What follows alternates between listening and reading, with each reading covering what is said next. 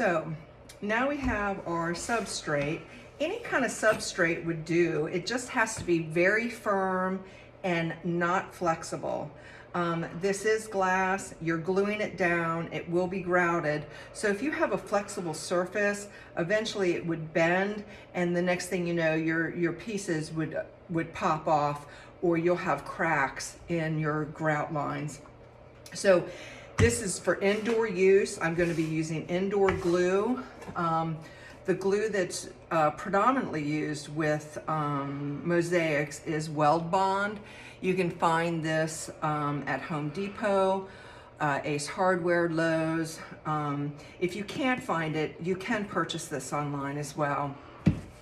So the first thing I'm going to do is, you've got your pattern. I'm going to start with this frog. And it doesn't have to be this exact size. If you have a tray, let's say at home, and you want to put this image on the tray, you can do that. So take your image, center it where you want to put it, and then I always just kind of tack it down with my finger here, and then I can take my my carbon paper and slip it up underneath where you're going to do your image. This is a little easy because it's all the size of a piece of paper. So the things that you're going to trace, obviously, now I have a stylus. You can use a ballpoint pen or a very sharp pencil.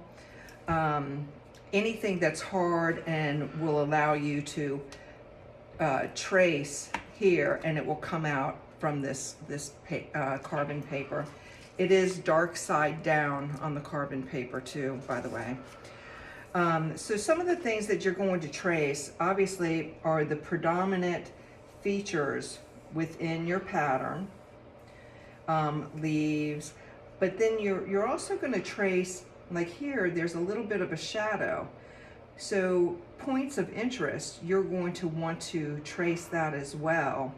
You're going to have this as a reference, and there is a color version available to you on www.jaggedpiecesstudio.com, and that will help with some of your colors as well.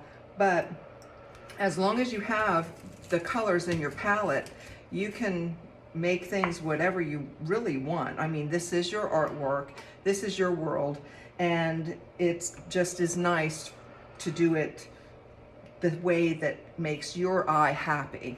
So that's my philosophy. If it pleases your eye, then that's what it should be.